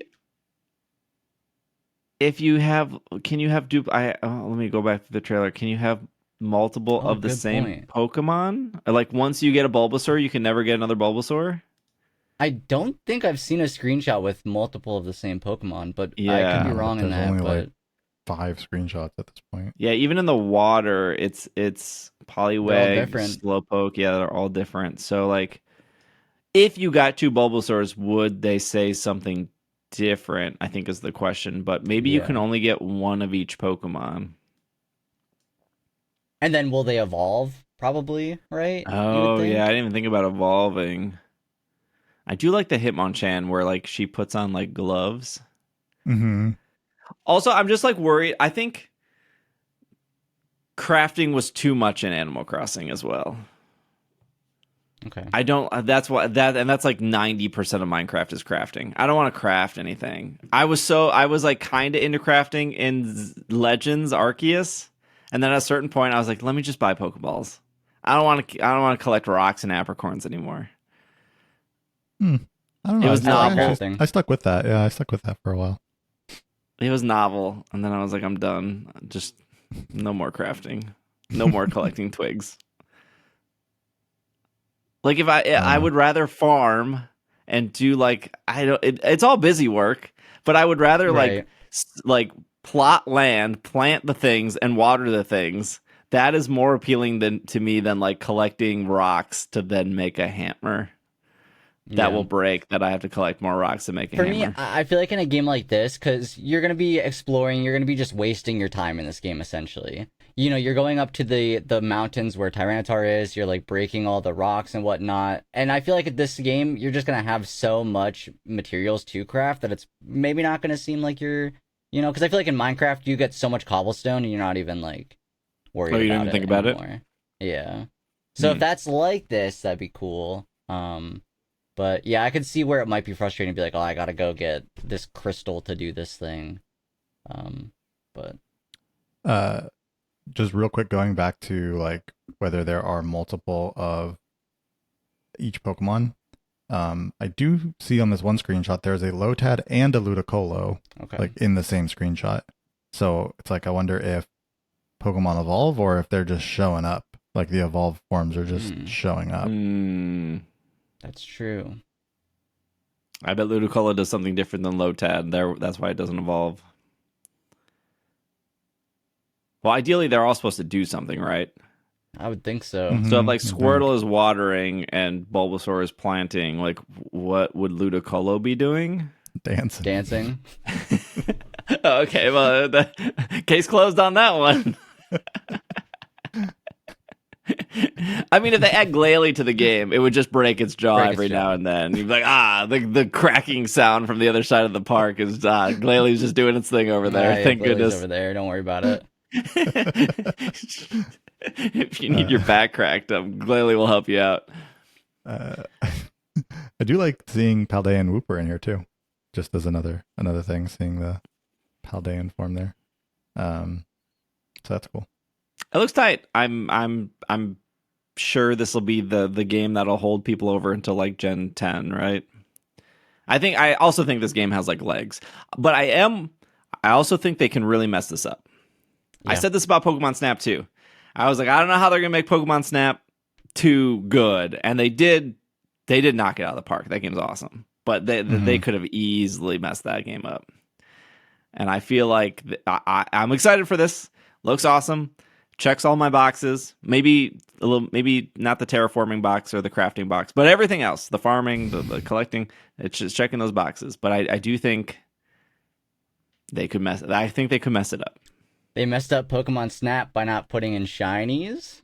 Nah. That doesn't Yeah. And now if they mess this one up by not putting in shinies? No, actually, I don't think I care that much, but it would be cool. No, I think the majority of people don't care. They put shinies in Masters. People don't care. Yeah. They put shinies in Sleep. That didn't keep people around. They put shinies in Mystery Dungeon. Ain't no one running on buying Mystery Dungeon because there's shinies in that game. That's true. No, I know. I think I'm part of that niche group where it's like I care, but I know like the majority of people probably don't. Yeah, I think there is definitely, there's no doubt that they would add some replayability or they would add something for somebody to focus on. But I'm all I'm saying is I don't think shinies is like a deal breaker. Yeah. No, I don't think so. Yeah. Also, if you can only get one of any Pokemon, that's true. That's a good point. Yeah. And how does that work? But all we would have to do is literally see a screenshot with like 2 Squirtles, and that would like, well, but answer like, that question. True. At the same time, it's not like it doesn't feel like this. You're not catching Pokemon in this game, because you are a Pokemon, right? So like, it's not even like that in that way, right? They're just fellow like townspeople. So it's not. I don't think there's going to be a point when you're going to Like maybe there'd be a point like where you have like all the Pokemon you can on like there, but I don't know that it's gonna be like that. Yeah. I think like in Legends Arceus you can put like a Graveler to tend to the gardens or something, right? Oh, I I feel was so like excited about like that, and then it didn't do a anything. Bulbasaur. Yeah, right? Like, oh, this Bulbasaur is here to help me with my plants. You know? It'd be cool to have a shiny Bulbasaur with me though, but Of course. I think this is really smart from a brand perspective. Of I remember around the time like Ultra Sun, Ultra Moon, and like Sun and Moon were coming out, I had like a lot more guests on the podcast, and I remember one of the questions I would always ask is like, how do you think you would get somebody into Pokemon that wasn't into Pokemon? Like, what main series game is somebody's first main series game? For somebody younger, like a 10-year-old or something, it would probably just be whatever game came out. But what if you're like 25? Like, when do you jump on the Pokemon bandwagon, right?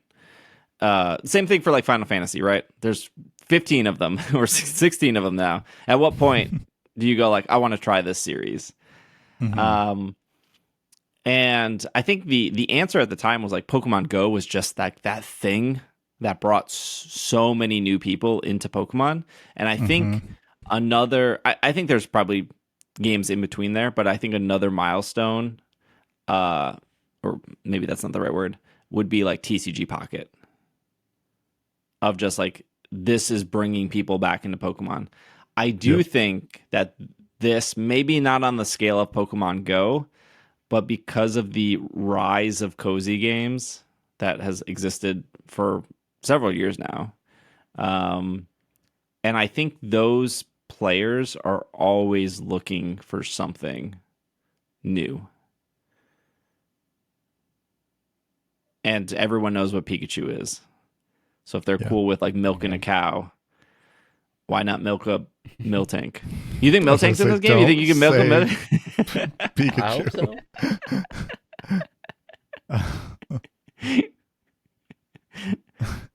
Do you think if Ludicolo dances near the Miltank, you would get more milk?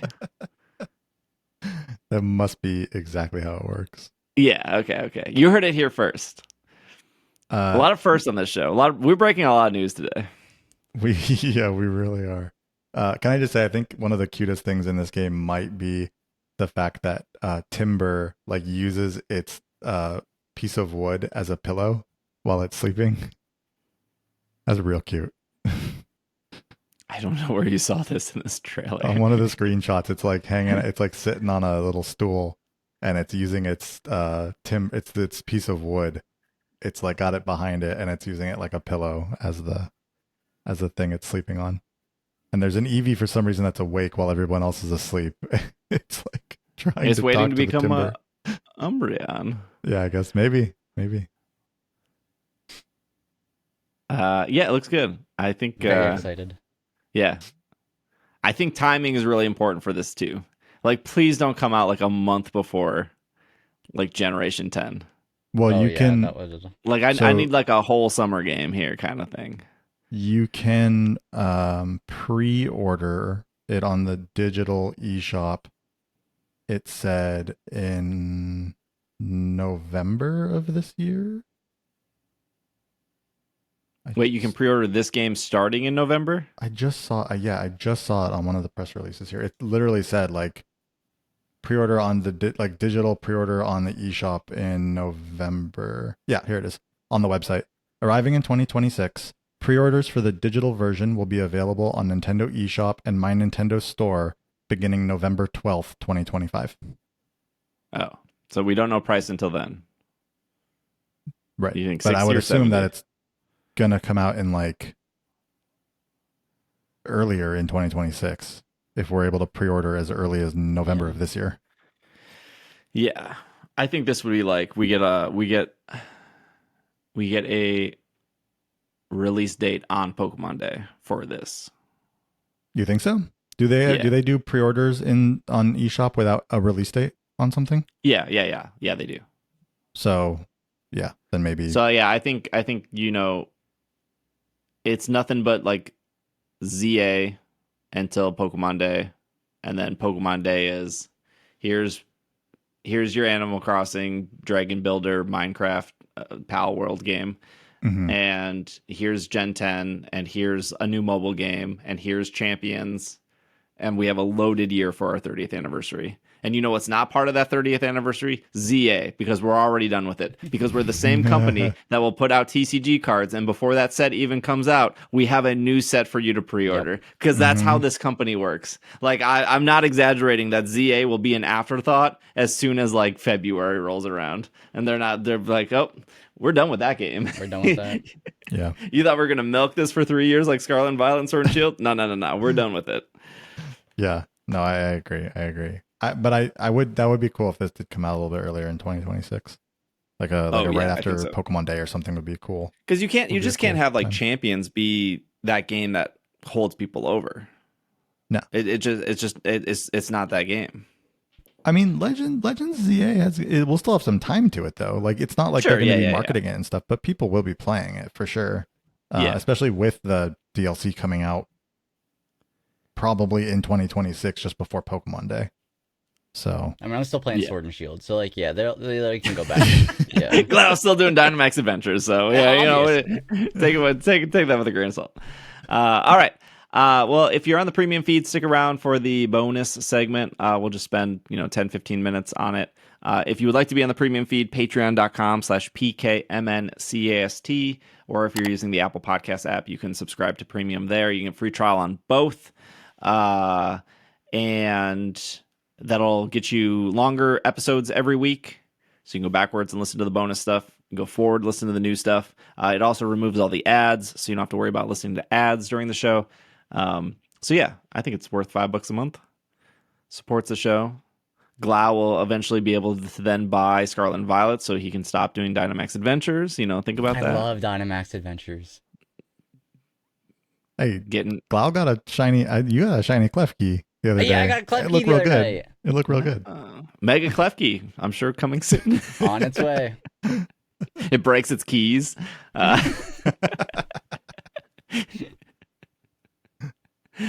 right. Thank you, Glau. Thank you, Bobby. We will see you guys next week. If you're on the premium feed, stick around. This has been another episode of the Pokemon Podcast, and we are super effective. It's super Glalie breaks its jaw. You heard it here first. Well, like it's like a mall/train station. So the train station is below the mall, and then the mall is, I think it's like 4 floors, and it's almost like Mall of America, where like the center you can like look down.